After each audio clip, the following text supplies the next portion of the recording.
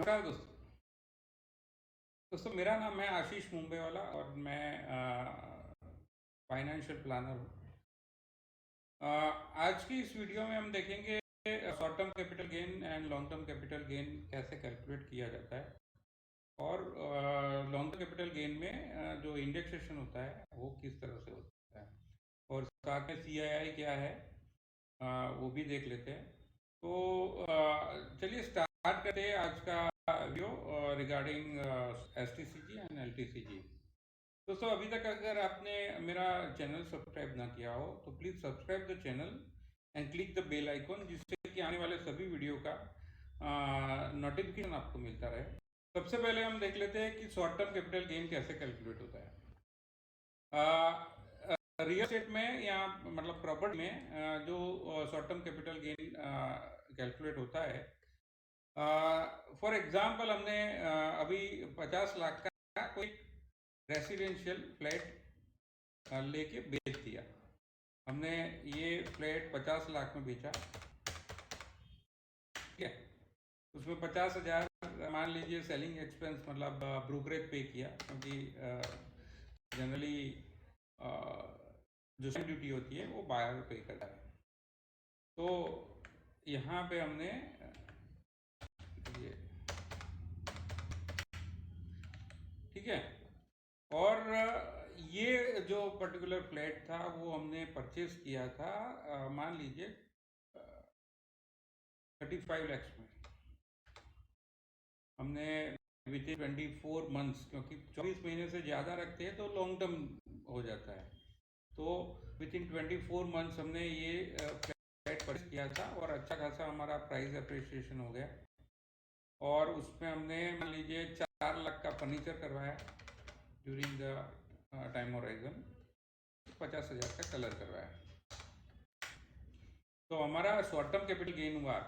अगर कोई भी प्रॉपर्टी 24 महीने में आप लेके बेच देते हो, दस्तावेज जो होता है उसके बाद विद इन 24 मंथ्स अगर आप उसको बेच देते हो तो आपका जो इनकम होता है तो वो होता है शॉर्ट टर्म कैपिटल गेन। तो यहाँ पे हमारा शॉर्ट टर्म कैपिटल गेन हुआ 10 लाख रुपया, और उस पर जो आज की तारीख में जो टैक्स रेट है वो 15% है ना। तो 15% टैक्स लगेगा, तो वो होगा 1.5 लाख रुपया, ठीक है। शॉर्ट टर्म कैपिटल काफ़ी इजी है और काफ़ी कैलकुलेशन में भी इजी है, और ये जो कैलकुलेशन शीट है वो मैं डिस्क्रिप्शन में रख दूंगा, तो आप को अगर डाउनलोड करनी है तो कर सकते हैं।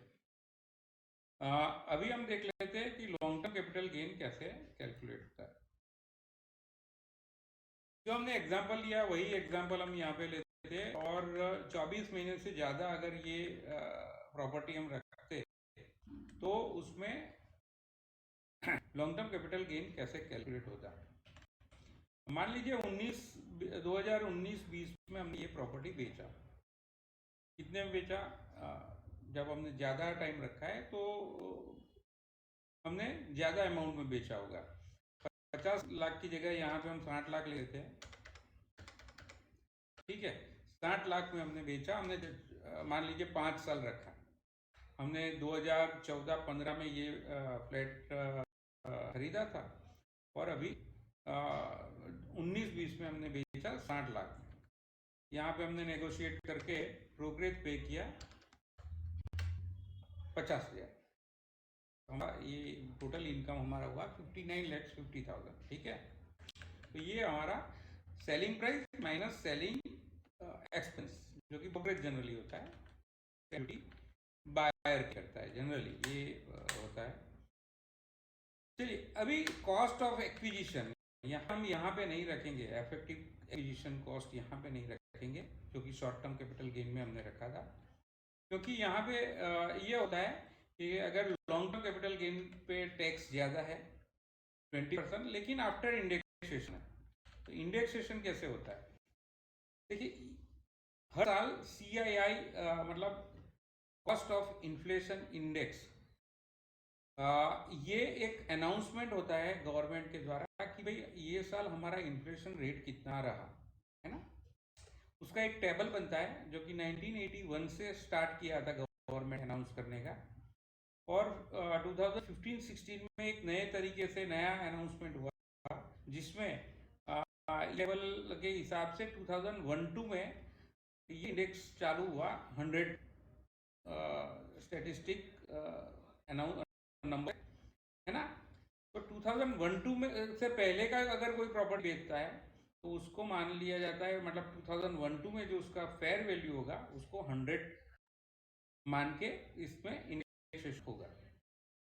हमारे केस में हमने 2014 में ये प्रॉपर्टी खरीदी थी, तो उस वक्त इंडेक्स था 240, ठीक है, और हमने कितने में खरीदी थी? 35 लाख में,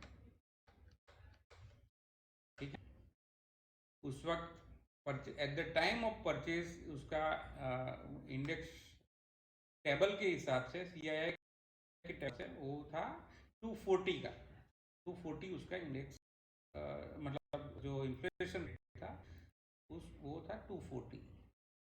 जब बेचा 19-20 में हमने बेचा, ठीक है, 19-20 का जो रेट है के हिसाब से 289 इंडेक्स, इन्फ्लेशन इंडेक्स जो स्टैटिस्टिक है वो ये है। तो हमें जो कॉस्ट ऑफ एक्विजिशन पड़ा एज पर इंडेक्सेशन वो पड़ा हमें 35 लाख वाला फ्लैट जो हमने खरीदा था वो आज की तारीख कैलकुलेट होगा, कैलकुलेशन के हिसाब से जाएगा 42,14,583, ठीक है, इंडेक्सेशन के हिसाब से। तो हमारा कॉस्ट ऑफ एक्विजिशन इस तरह से बढ़ गया है। अभी हमने 4 लाख का फर्नीचर भी करवाया था, 4 लाख का हमने फर्नीचर करवाया, ठीक है, और वो मान लीजिए हमने करवाया 2015-16, उस वक्त था इंडेक्स, और अभी था 289, तो उस वक्त 254 था जब हमने फर्नीचर करवाया, तो उसको बोलते हैं कॉस्ट ऑफ इम्प्रूवमेंट, है ना। और 50,000 का उसी साल हमने 50,000 कलर भी करवा दिया, उसका भी इम्प्रूवमेंट माना जाएगा और उसका भी इंडेक्सेशन, वो इंडेक्सेशन वही तरीका। तो हमें वो कलर जो 50,000 वाला था वो पड़ा, किसी कॉस्ट ऑफ एक्विजिशन बढ़ जाएगा, इम्प्रूवमेंट बढ़ जाएगा। लॉन्ग कैपिटल गेन में जब टाइम होराइजन ज़्यादा होता है तो इम्प्रूवमेंट कॉस्ट भी ज़्यादा हो सकता है। तो हमने थर्ड इम्प्रूवमेंट कॉस्ट लिया है,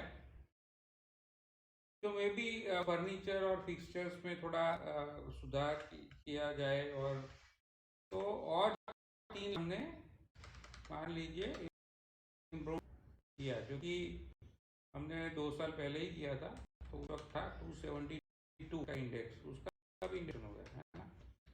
उस हिसाब से उसका भी हमने इंडेक्सेशन कर दिया। उस हिसाब से हमारा जो net long term capital gain हुआ वो हुआ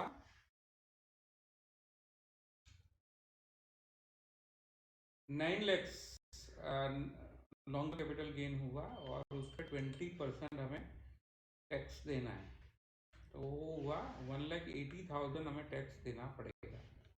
तो इस तरह से कैलकुलेशन होता है गेन टैक्स का। देखिए यहाँ पे इंडेक्सेशन कैसे होता है, 254 जब हमने फर्नीचर बनवाया तब जो CII रेट था वो इतना था, at the time of selling 289 है, तो ये 4 लाख भी उस हिसाब से 254 का 289 हो गया, 4 लाख का कितना हुआ वो कैलकुलेट करना है। 1,95,100 आएगा, है ना। तो बड़ा सिंपल है लॉजिक। तो ये यहाँ पे जो आंसर आएगा यहाँ पे वो आएगा 4,95,000। कैसे आया कि हमने इसको मल्टीप्लाई किया इससे और दोनों को डिवाइड कर दिया 254 से, आ गया। इस हिसाब से आंसर आता है।